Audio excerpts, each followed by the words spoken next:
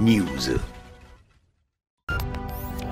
Choguel Kokala Maïga devant le CNT ce jeudi pour défendre son bilan après 10 mois à la tête du gouvernement. Plus de détails dans un moment. L'impact de la Covid-19 sur le secteur culturel malien, une étude menée par 2 professeurs maliens. Vous en saurez davantage avec nos reporters en cours d'édition. Et hors de nos frontières en Côte d'Ivoire, Alassane Ouattara nomme un nouveau vice-président.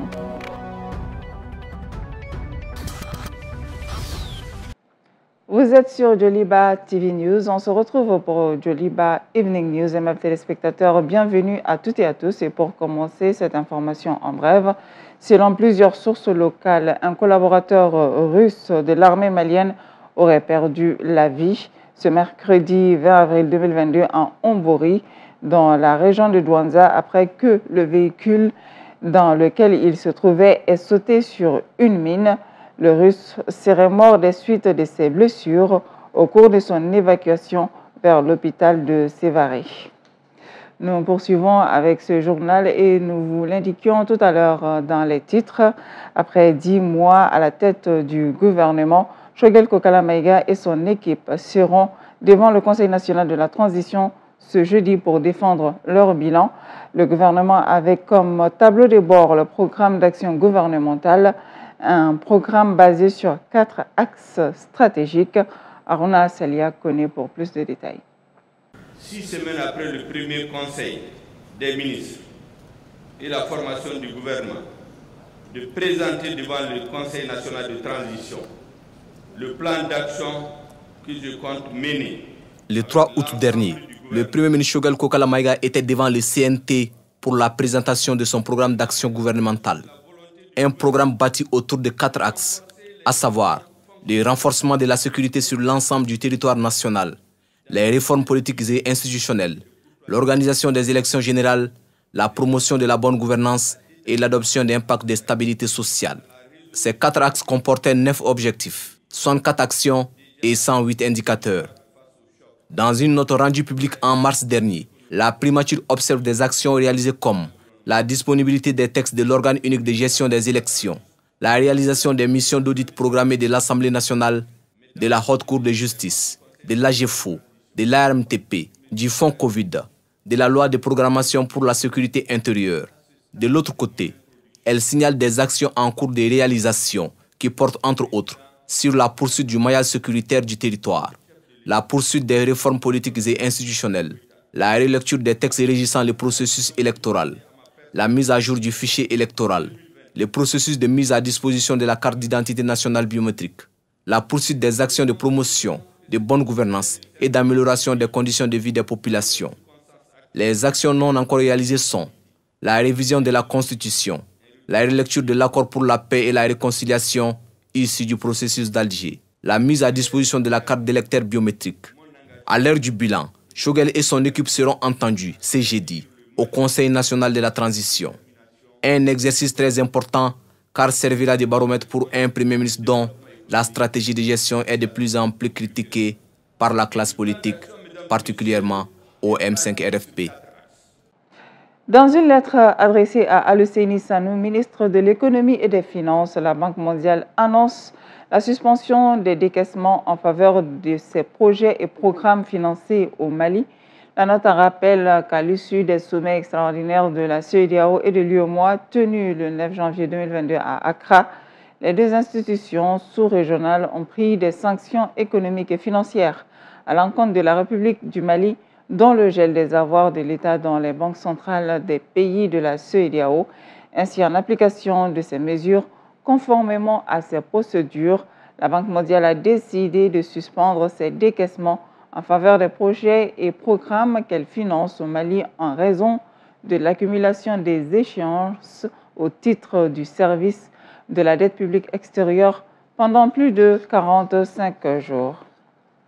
Nous poursuivons toujours avec ce journal à travers l'initiative d'un ouvrage collectif intitulé « Impact de la Covid-19 au Mali, discours, fragilité et résilience ».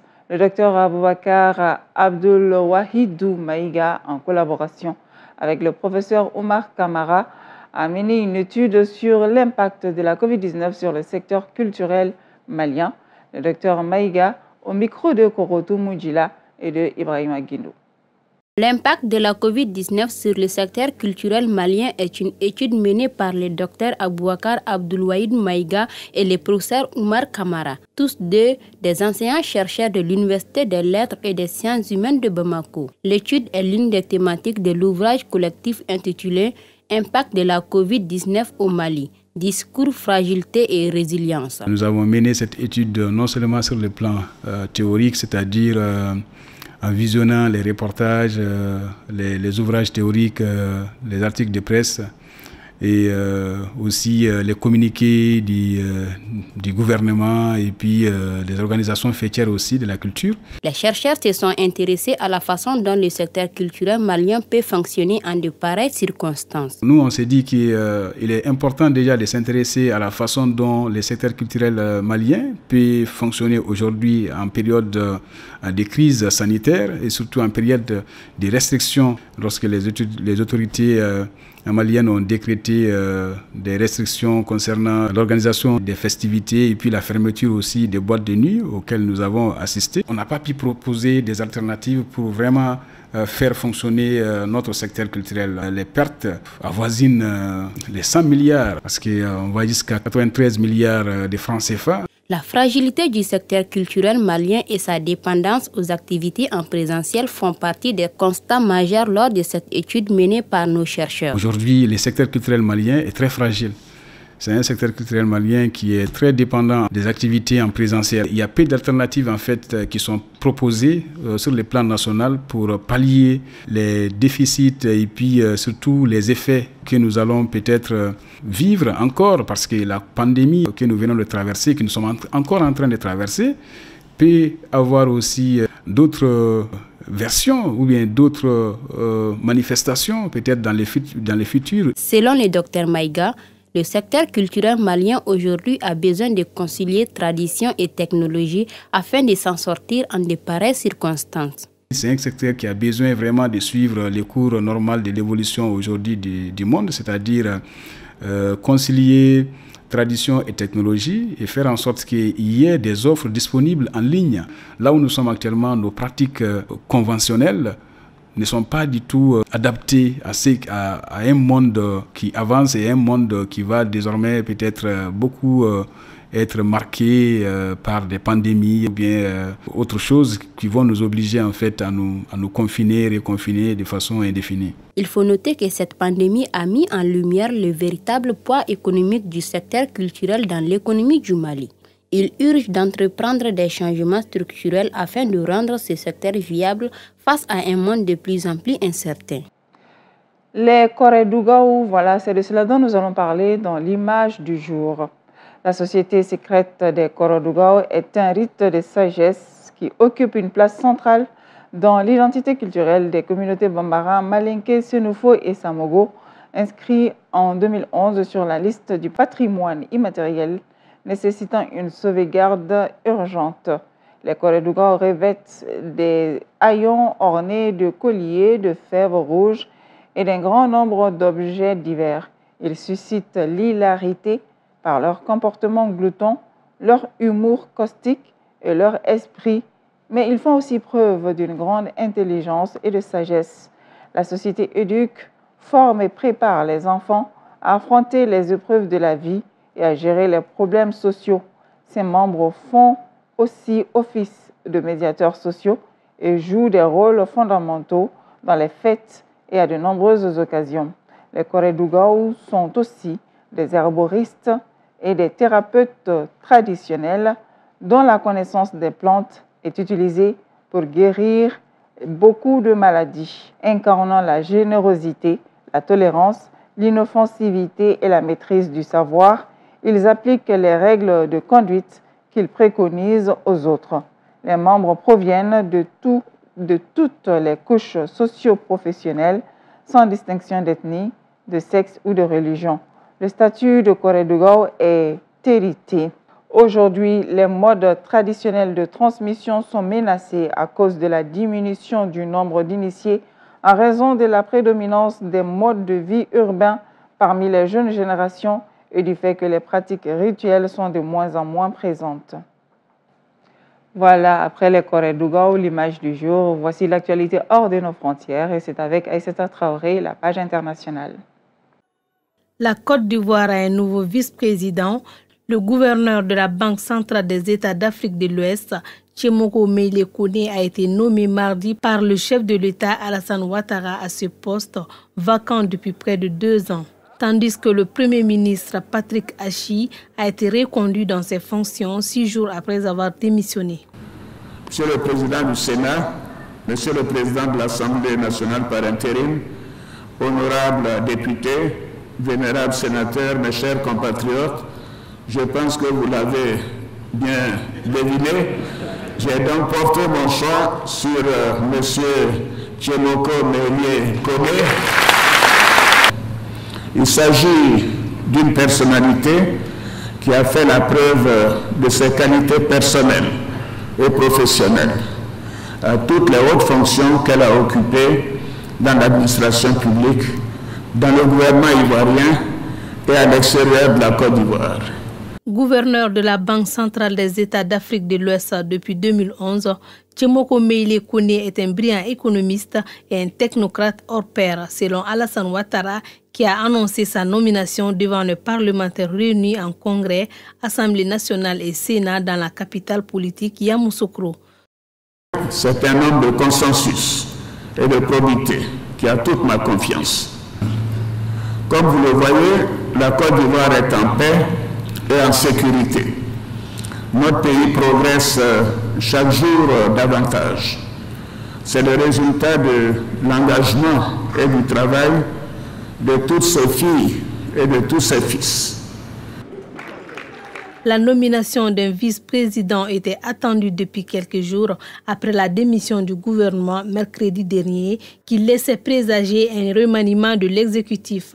Le poste de vice-président, sanctuarisé dans la dernière réforme constitutionnelle de 2016, était vacant depuis juillet 2020 et la démission de Daniel Kablan-Doukan pour convenance personnelle. Pressenti par des observateurs pour prendre ce poste, le Premier ministre sortant Patrick Achi a finalement été reconduit dans ses fonctions 6 jours après avoir démissionné. Né en 1949, cet économiste peu connu du grand public va donc quitter la BCEAO, dont il était le gouverneur et où il a supervisé notamment la réforme en cours du franc CFA. Il a occupé le poste de directeur de cabinet du Premier ministre Guillaume Soro entre 2007 et 2010, ministre de la Construction, puis conseiller spécial du président de la République Alassane Ouattara, chargé des questions économiques et monétaires.